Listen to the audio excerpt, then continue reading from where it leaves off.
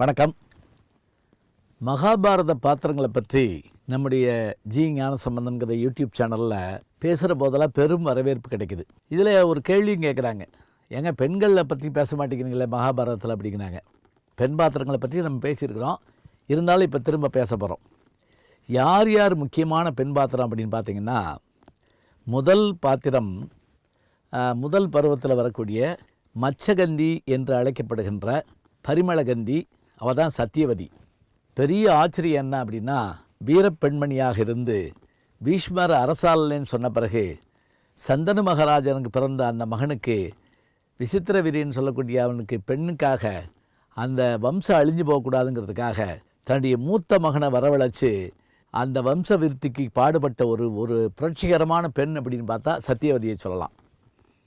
அடுத்ததாக நம்ம பார்க்கக்கூடிய முக்கியமான பெண் யாருன்னு கேட்டால், யதுகுலத்தைச் சேர்ந்த குந்தி தேவி. பாண்டவர்களின் தாயாகிய குந்தி தேவி 18 பருவங்களிலே வரக்கூடியவங்க, நிறைய சோதனைகளை பார்த்தவங்க. அதே போல் பாஞ்சாலியை பற்றி நம்ம தனியாகவும் பார்த்துருக்குறோம். இத்தனை பெண் பாத்திரங்களுள் நம்மை கவர்ந்த பாத்திரம் காந்தாரி.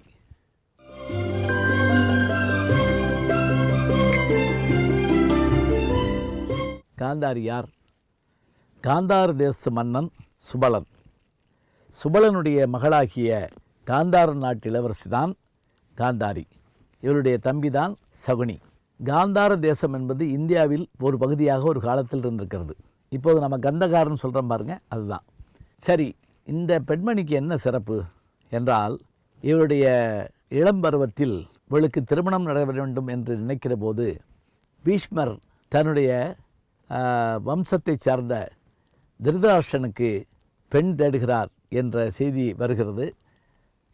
திருதராஷ்டிரனுக்கு தன்னுடைய மகளை கொடுக்க வேண்டும் என்ற நிலை வந்தபோது சுபலன் சற்றே கலங்குகிறான். ஏன் தெரியுமா? திருதராஷ்டிரனுக்கு பார்வை இல்லை என்பது அவனுக்கு தெரியும், ஆனால் காந்தாரிக்கு சொல்லப்பட்டதா என்பது நமக்கு தெரியவில்லை.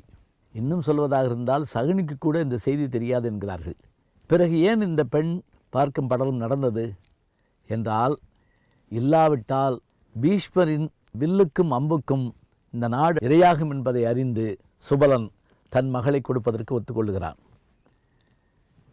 காந்தாரி அழைத்து வரப்பெறுகிறாள். மணமேடையில் தான் பார்க்கிறாள் திருதராஷ்டிரனுக்கு பார்வை இல்லை என்பதை. மனம் கலங்கி போகிறாள். அப்போதே ஒரு முடிவெடுக்கிறாள். அந்த முடிவு என்ன தெரியுமா? தன்னுடைய பார்வையை தானே மறைத்து கொள்வது என்று சொல்லி பட்டு துணியால் தன்னுடைய கண்களை கட்டிக்கொள்ளுகிறாள். இதனுடைய காரணம் என்ன? அவளுடைய கோபமா, கணவன் மீது கொண்ட பாசமா, இல்லை அவள் மனதிலே எழுந்த வேகமா, நமக்கு தெரியவில்லை. பலர் சொல்லுகிறார்கள், நீ உன்னுடைய பார்வையை மறைத்துக் கொள்வதனால் என்ன பயன்? ஏற்கனவே உன் கணவனுக்கு கண்ணில்லை, நீ அவனுக்கு கண்ணாக இருக்க வேண்டாமா? மறுக்கிறாள். என் கணவன் காணாத உலகத்தை நான் காணவில்லை, அவ்வளோதான் சொல்கிறான். சரி, இது காந்தாரினுடைய வாழ்க்கையில் அவருடைய ஒப்புதல் இல்லாமல் நடந்த ஒரு செய்தி. அடுத்த செய்திக்கு வருவோம். திருதராஷ்டிரனுடைய தம்பி பாண்டுவனுடைய மனைவி குந்தி தான் பெற்ற வரத்தின் காரணமாக குழந்தைகளை பெறுகிறாள். அவளுக்கு திருமணத்திற்கு முன்பே ஒரு குழந்தை உண்டு என்பது உலகத்தாருக்கு தெரியாது. அவன்தான் கர்ணன். தர்மன், பீமன், அர்ஜுனன், நகுலன், சகாதேவன் என்கின்ற அந்த 5 குழந்தைகளை அவள் முறையே தர்மதேவதையிடத்தும் வாயுவிடத்தும் இந்திரனிடத்தும் தன்னுடைய தங்கையின் மூலமாக அஸ்வினி சகோதரர்கள் மூலமாக 2 குழந்தைகளையும் அவள் பெற்றுக்கொள்கிறாள். ஆனால் காந்தாரி கருவுற்றிருந்தவள் கருவுற்றே இருக்கிறாள்.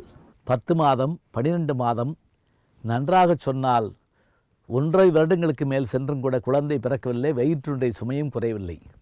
ஆனால் அதற்குள் தன்னுடைய கொழுந்தன் மனைவியாகிய குந்தி 5 ஆண் குழந்தைகளை பெற்றுவிட்டாள் என்று சொன்னவுடன் கோபத்தின் காரணமாக தனக்கு குழந்தையே பிறக்காது என்கின்ற பயத்தில் ஒரு அம்மிக்கல்லை எடுத்து தன்னுடைய வயிற்றிலே இடித்து கொள்கிறாள். கர்ப்பம் களைகிறது. குழம்பி போன தசைகளை என்ன செய்வதென்று தெரியாமல் எல்லோரும் பயந்து நிற்க வியாசர் வந்து அவற்றையெல்லாம் மண் பாத்திரங்களில் நெய்யிட்டு போட்டு வைக்க சொல்ல, அதே போல் போட்டு வைக்க சில நாட்கள் கழித்து அவற்றிலிருந்து குழந்தை வரும் என்று சொல்கிறார். நம்ம ஊரில் ஒரு பழமொழி உண்டு, அடுத்த வீட்டுக்காரி ஆம்பளை பிள்ளை பெற்றான்னு எதிர்த்த வீட்டுக்காரி இடிச்சுக்கிட்டு செத்தா அப்படின்னு ஒரு பழமொழி உண்டு.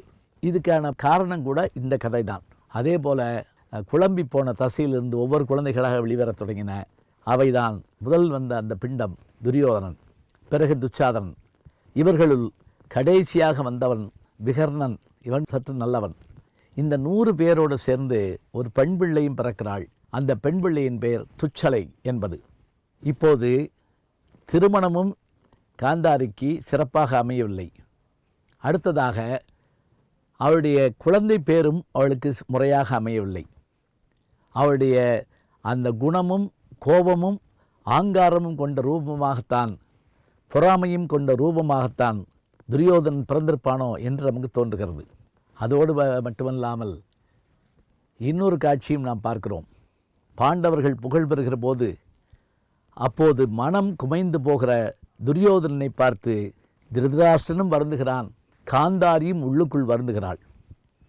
பின்னொரு இடத்தில் சூதாட்டத்தில் தோற்றுப்போன பாண்டவர்கள் அடிமைகளான போது பாஞ்சாலியை சபைக்கு இழுத்து வந்தபோது அந்த சபையில் காந்தாரியும் இருந்தாள். ஆனால் ஒரு வார்த்தை கூட பேசவில்லை. நமக்கு இந்த ஆச்சரியத்தை தருகிறது. காந்தாரி அந்த இடத்திலே தன்னை போன்ற ஒரு பெண்ணுக்கு, நன்றாக சொன்னால் மருமகள் அவள், மருமகளுக்கு அப்படி ஒரு செயல்பாடு நடக்கிற போது அங்கே அவள் சற்றும் அதற்கு எதிர்த்தோ ஆதரித்தோ ஒரு வார்த்தையும் பேசாமல் இருப்பது பெரிய ஆச்சரியமாக இருக்கிறது. காந்தாரியினுடைய பாத்திரம் புரிபடாத பாத்திரமாக இருக்கிறது. பின்னர் நாம் காந்தாரி எங்கு சந்திக்கிறோம் என்று சொன்னால், சூதாட்டம் முடிந்தவர்களெல்லாம் காட்டுக்கு போகிறார்கள். காட்டுக்கு போன பிறகு யுத்தத்திற்கான நேரம் வருகிறது. யுத்தத்தில் தன் பிள்ளை ஜெயிப்பானா என்பதை யோசித்த அந்த காந்தாரி துரியோதனனை அழைக்கிறாள். மகனே, யுத்தம் வரப்போகிறது. இந்த யுத்தத்தில் நீங்கள் வெல்வீர்களா என்பது எனக்கு தெரியாது. ஆனால் பீமன் வலிமையுடையவன். நீ அவனை வெல்ல வேண்டுமென்றால் நீ என்ன செய்ய வேண்டும் தெரியுமா? உன்னுடைய உடம்பில் எந்த ஆடையும் இல்லாமல் என்னை நீ பார்க்க வேண்டும். அப்படி நீ வருகிற போது, நான் இத்தனை நாட்களாக என் கண்கட்டை அவிழ்க்காமல் இருந்தேன். நீ வருகிற போது உன்னை பிறந்த மேனியாக நான் பார்ப்பேனே, ஆனால் நிச்சயமாக என்னுடைய பார்வையின் வீரியம் முழுவதும் பலம் முழுவதும் உன் உடம்பில் சேரும். உன் உடம்பு வஜ்ரதேகமாக மாறும். உன்னை யாரும் அழிக்க முடியாது, வா என்று அழைக்கிறாள். அப்போது துரியோதனனும் தாயினுடைய வார்த்தையை ஏற்றுக்கொண்டு அதே போல வந்தபோது கண்ணபெருமான் இந்த அருமையை தெரிந்து கொண்டு சூழ்ச்சியால் துச்சலை போல உருமாறி, அதாவது தங்கை போல உருமாறி, அண்ணன் இப்படி வருகிறானே என்று கேலி பேச, அதை கண்டு துரியோதனன் சற்றே வெக்கப்பட்டு சிறிய ஆடை ஒன்றை கட்டிக்கொண்டு போக, கண்கட்டை அவிழ்த்த காந்தாரி தன் மகனை பார்த்துவிட்டு, அதுவும் அவனுடைய இடையிலே அவன் அணிந்திருந்த ஆடையை பார்த்துவிட்டு அதிர்ந்து போனாள். மகனே துரியோதனா, அழிந்து போனாயே, என்னுடைய பார்வைப்பட்ட இடமெல்லாம் உன்னை யாரும் தாக்க முடியாது. ஆனால் நீ கட்டியிருக்கிற ஆடை இடத்தில் உன்னுடைய வலிமை குறைந்து போகும். நான் என்ன செய்யட்டும் என்று கதறுகிறாள். அதே போல தொடைப்பகுதியில் குறிவைத்து அடிக்கும்படி கிருஷ்ண பரமாத்மா பீமனுக்கு சைகை காட்ட, அதன்படி அவனை அடித்து கொள்ளுகிறான். தன்னுடைய மகன் இறந்து போனான் என்பதை அறிந்து கொண்டு, எல்லோரும் இறந்து போனார்கள் என்பதை அறிந்து கொண்டு, யுத்தம் முடிந்த பிறகு பாண்டவர்களும் பாஞ்சாலியும் கண்ணபரமாத்மாவும் அத்தினாபுரிக்கு வந்தபோது திருதராஷ்டிரன் சற்றே கலங்கி போய் அமர்ந்திருக்கிறான். அதோடு மட்டுமில்லை, காந்தாரி புலம்புகிறாள். புலம்பியதோடு ஒரு சாபம் கொடுக்கிறார். என்னுடைய குழந்தைகள் 100 பேரும் இறந்து போக, என்னுடைய மகளாகிய துச்சலினுடைய கணவனும் இறந்து போக காரணமாக இருந்த கண்ணா, நீயும் உன் வம்சமும் அழிந்து போகட்டும் என்று அவள் சாபம் கொடுத்ததாக ஒரு வரலாற்றை பார்க்கிறோம். பின்னால் யதுகுலம் அழிந்து போவதையும் அந்த வரலாற்றிலே பார்க்கின்றோம். காந்தாரி வாழ்நாளெல்லாம் பாதிக்கப்பட்டவளாக இருக்கிறாள், துன்பப்பட்டவளாக இருக்கிறாள், மனதில் ஆற்றாமையோடு இருக்கிறாள்.